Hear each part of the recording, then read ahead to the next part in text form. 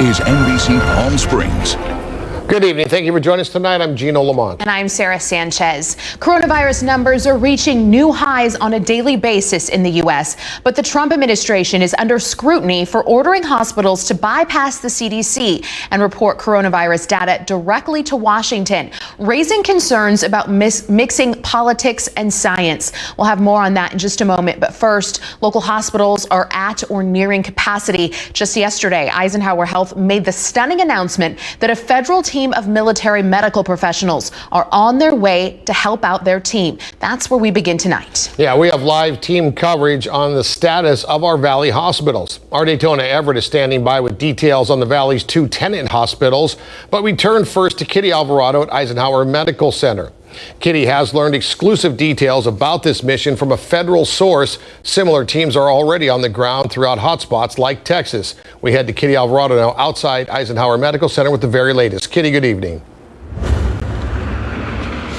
Good evening, Gino. That's right. We're told that an advance team for the 60th Air Wing Medical Group already toured the hospital this morning here at Eisenhower. They say that will help them better prepare the team that's on its way. And this team, they tell us that they are phenomenal. They're not just well-trained in handling all medical scenarios, but they already have experience treating COVID patients. The cavalry is coming. The U.S. Air Force 60th Air Wing Medical Group from Travis Air Force Base is on its way to help Eisenhower Health deal with the surge of COVID patients. From a staffed bed standpoint, we're really pushing up to essentially 100% capacity. An advance team already toured the hospital to help better prepare the team of doctors, physician's assistants, critical care nurses, and respiratory therapists that are expected to arrive on Thursday. The mission name is COVID Theater Hospital 1, but their real mission is to relieve the weary staff who've been going nonstop since the pandemic began. It really has become difficult for everyone here. Their heart is in it, but we have to be sure that we really take care of ourselves, we take care of our staff, as well as meet the increasing needs of the community. And we were getting into a situation where that was becoming very, very difficult to really try to juggle without some help from outside. I'm not sure how we could have done that. Similar military teams were deployed to New York at the height of the crisis. Now these military medical professionals are deployed throughout Texas and California. Our nurses are overworked. They're extremely exhausted. Right. This is a breath of fresh air for all of us. Thanks to this team of heroes coming to the rescue of our heroes, more lives can be saved. We're so grateful to them for what they're doing. And these situations can be very dynamic. There can be delays, but if everything goes as planned, last I heard from my federal source, they tell me the team was already packing their bags, headed this way, and they will get an orientation. They'll get here on Thursday, get an orientation, and they should be treating patients by Saturday. And the situation is different at every single hospital around the Valley. With a look at what's happening at other hospitals, we go to now our Daytona Everett, who's live outside JFK Memorial Hospital, with a look at what's happening there and at other hospitals. Daytona? Now, they're not bringing in federal aid here at JFK or at Desert Regional. They're actually bringing in traveling nurses. They've already brought some in a few weeks ago, and there's more expected to come this next week. The hotspot for the coronavirus continues to shift from one region of the U.S. to the next. Right now, Riverside County is seeing a spike in patients, and the local hospitals are asking for help. I know that the doctors and nurses in all of our hospitals are exhausted. Eisenhower Health is reporting at least 66 positive COVID patients. An official says those numbers fluctuate constantly as conditions change. This week, Eisenhower is getting federal assistance. But what about the other hospitals that are also in need of extra help? The difference between Eisenhower and Desert Regional and JFK is that Eisenhower is a standalone healthcare system locally. They have no other pools of doctors and nurses to draw from, whereas Desert Regional and JFK belong to the tenant national healthcare system that has a national pandemic response and a national plan to move their doctors from other states like Texas to fill in for different hospitals. Desert Regional has at least 95 COVID patients. JFK has at least 38. They say they've already been using temporary nurses at their hospitals for the last few weeks. Right now, the two hospitals combined have over 80 nurses from around the country, with almost 50 more expected to join them next week. These nurses will stick around the Coachella Valley for about 12 weeks to help with the sudden surge. So here's the thing, these nurses are really in demand right now, and it takes a little while for them to get here. So all these hospitals are monitoring the trends to see when they'll need these nurses and how many they'll need. I asked JFK and Desert Regional if they feel prepared for the surge that possibly could happen pretty soon here. They said they do feel confident, but of course, they're monitoring everything every single day. Reporting live from Indio, I'm Daytona Everett. All right, thank you, Daytona and Kitty. And be sure to join us at 6 o'clock for our hour-long newscast, the only local hour-long show in the evening. We'll be going in-depth into the crisis in our neighboring Imperial County. Doctors there are already overwhelmed and have had to transport patients out of the county to provide relief for their ICUs.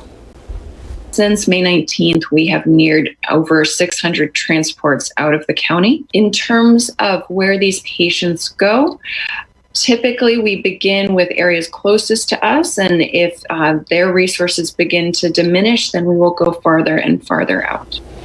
At 6 o'clock tonight, we'll learn more about patient transfers and what officials say may be a contributing factor to the spread. Again, that's tonight at 6. We hope you'll join us. And let's take a look at the latest COVID-19 numbers countywide and from the Coachella Valley.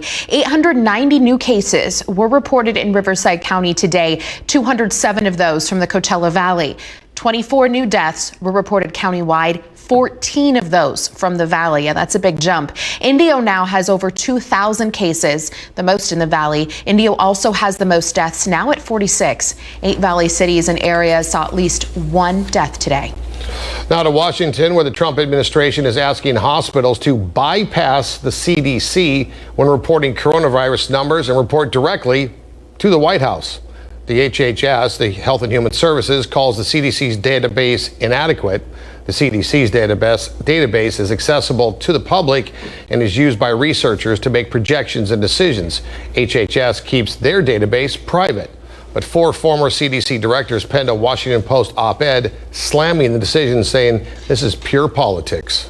Public health officials say Miami is now the country's epicenter for coronavirus. The positivity rate there, 28%, one of the highest in the nation. Florida set a new record for coronavirus deaths Tuesday with 132 in a single day. They've now surpassed 300,000 cases in the state.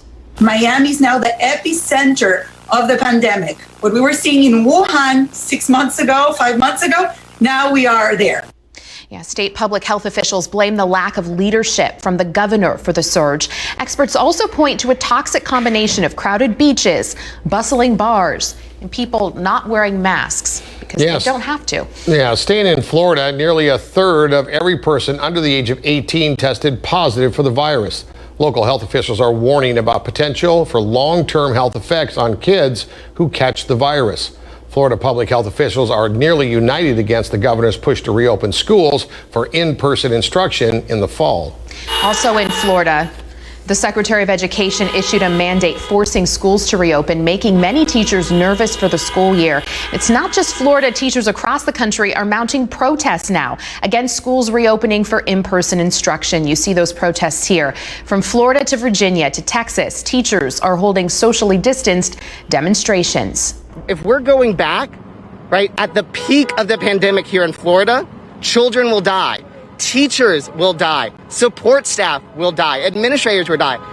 Students will get sick, they will come back home to their grandmother or grandfather, who are maybe primary caretakers, and they will get sick and they will die, right? We cannot play this game.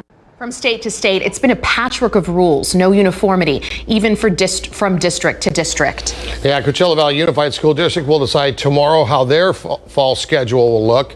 The district is reviewing several models, including distance learning, a hybrid model, and a modified traditional model.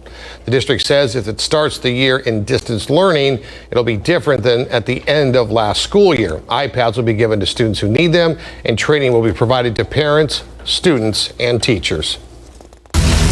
Coronavirus coverage brought to you by East Valley COVID-19 testing site, serving residents of eastern Coachella Valley. All right, well, he dragged himself off the beaches of Central California and brought himself back home. We're glad to have him back. He's Mike Everett. He's our chief meteorologist, and he's been grinning since he got here. Mike. Gino, I took a couple days away. It was fantastic. Spent a lot of time going up and down the coast, socially distancing myself and experiencing everything the state has to offer. One of the things that's remarkable if you spend any time here in the desert is the difference in climates. The marine layer is real. It is thick in many places. It started that way along the coast today, but now has moved quite a well ways inland, about 5 miles there, and has allowed many spots from San Diego all the way through to LA get into the mid 70s and see some sunshine. A cool 69 in Santa Barbara. Meanwhile, inland 96 in Bakersfield, but nothing close to the triple digits they experienced last weekend. And here, we're right on the money today. 108 is our 30-year average. We got up to 109 today. That's what we're seeing right now in Yuma and in Havasu. 106 currently in Vegas. Going to be seeing some changes that will warm us up going into the weekend, but nothing like last weekend. I'll show you that in a moment. One of the constants today has been that wind. You know, a lot of times this year we get that easterly push during the day that switches around to the northwest. We've been gusty throughout the day, up to about 23, 25 miles an hour at the airport. Sustained winds right now sitting in that 13 to 15 mile an hour range in Palm Springs and along I-10 in Palm Desert. A little bit less out towards Thousand Palms and Indio, but still getting some gusts there up to about 15 miles an hour. That will continue until late tonight, and then that will back off. We'll get into more of a normal pattern tomorrow. I'll show you coming up. Neighborhood weather right now, currently 108 at Palm Springs International. Nice wind coming in 13 to 15 miles an hour there with gusts up to about 25. Barometric pressure sitting steady at 29.72, and humidity on the dry side, currently 9% there. Next 3 days brought to you by Comfort Air shows some building high pressure that will warm us again going into the weekend. But again, almost 10 degrees cooler than what it was last weekend. We're going to keep those overnights in the 70s again on Thursday. Tracking some big changes next week that will take these numbers down, but take that moisture up. We could be tracking some pretty significant monsoonal flow, and I got the details minutes away. All right, thanks, Mike. Desert Hot Springs has seen a string of violent crimes in the past couple of weeks, including a shooting early this morning. But the police department says their numbers are actually, well, down from last year. And some are saying it's time for the city's reputation to change. Our Olivia Sandusky joins us now with more on that. Olivia. Gino, Chief Henson says that domestic violence cases are up during the pandemic, but the department has taken important steps to decrease crime overall. And residents tell me they hope this recent incident doesn't change the city's overall trend. Over the last week, Desert Hot Springs police responded to multiple calls of shots fired.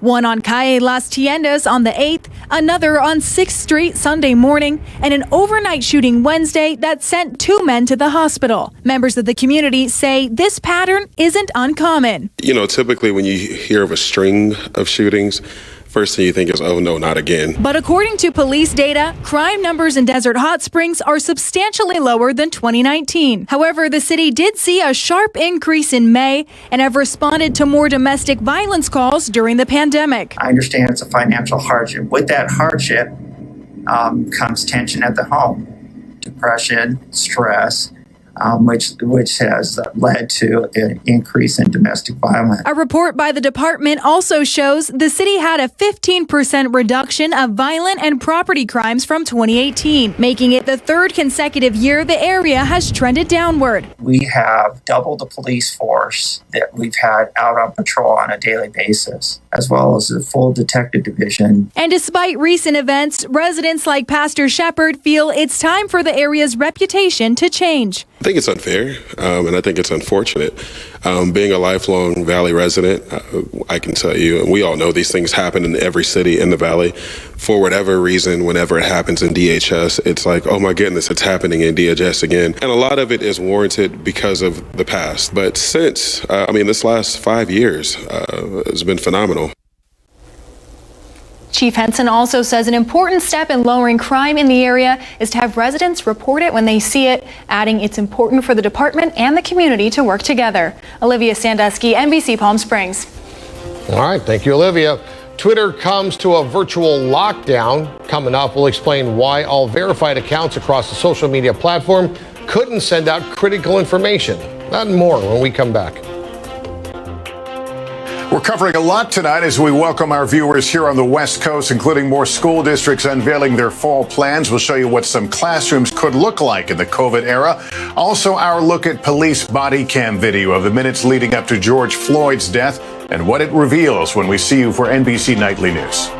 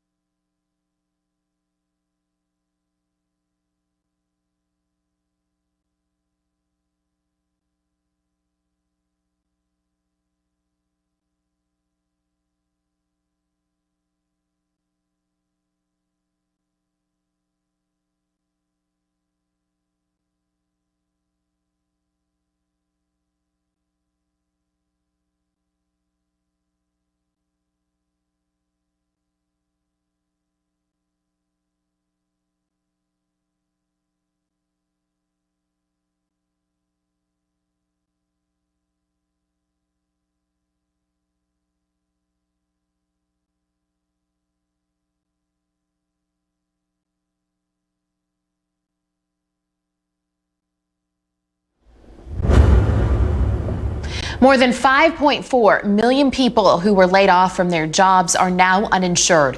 To put that into perspective, during the Great Recession in 2008, that number was 3.9 million. Unemployment claims have exceeded 40 million through the pandemic. Twitter accounts belonging to Joe Biden, Bill Gates, Elon Musk, Jeff Bezos, and other famous accounts have been compromised. The hackers posted tweets that appeared to promote a cryptocurrency scam. Within minutes of the tweets, the Bitcoin account linked to some of the tweets showed more than 320 transactions, totaling more than $100,000. While Twitter was trying to fix the problem, all verified accounts were unable to tweet.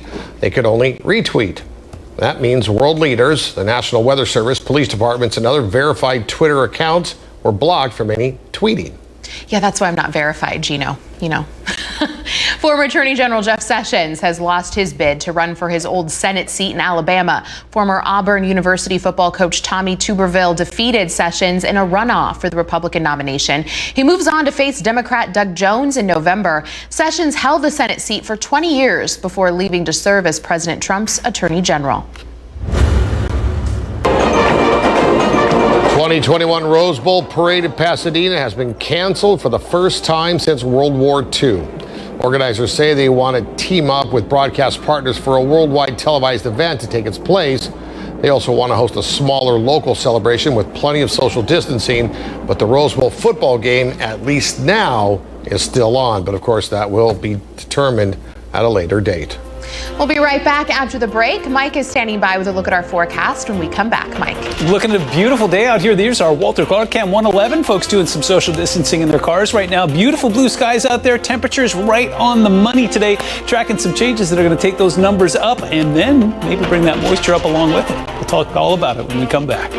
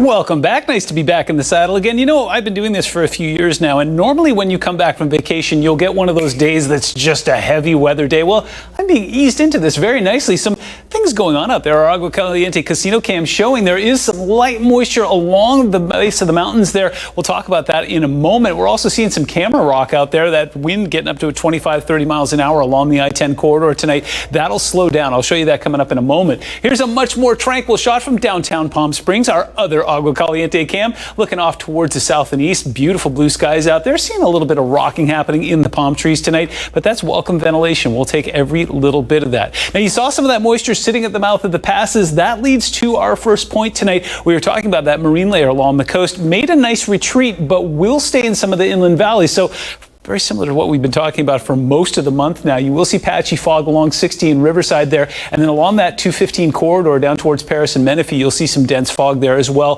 Visibility getting down to about a quarter of a mile in the thickest of it around 5 or 6 o'clock in the morning, but should mix up and out around 8 or 9 o'clock tomorrow and then sit at the mouth of the pass again. All of that has to do with some onshore flow. We've got a very weak trough on top of us right now that is bringing the air from the west to the east, thus all that moisture kind of hanging out in the bight there and in some of our inland valleys.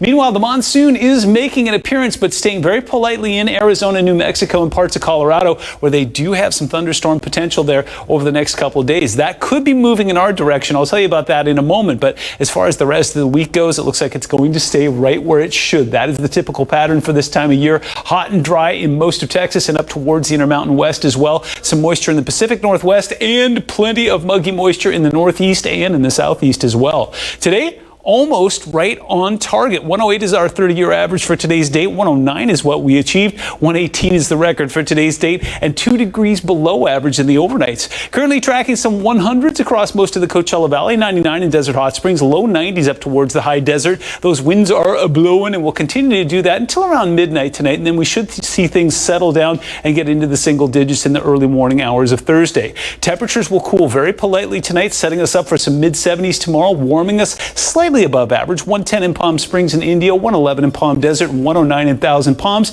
Your Comfort Air 7-day forecast shows high pressure building and heating us this weekend, but it's next week when the temperatures come down and we could start to see some of that monsoon moisture, maybe tracking some storms in the mountains.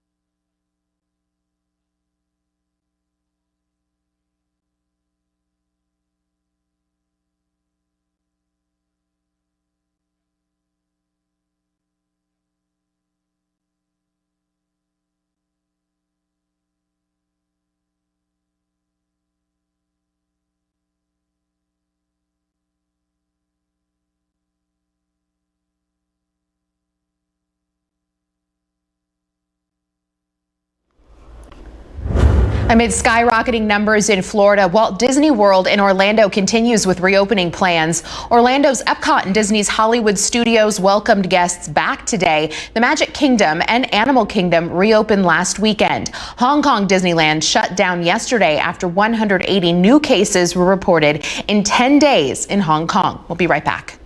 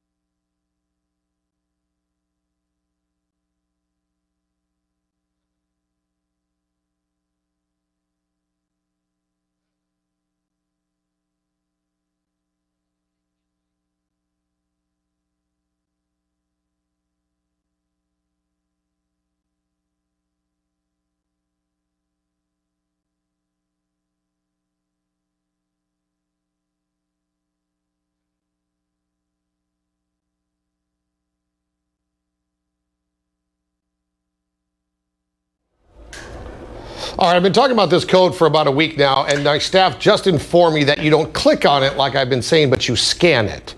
So if it hasn't worked, that's probably why. See you back here at 6.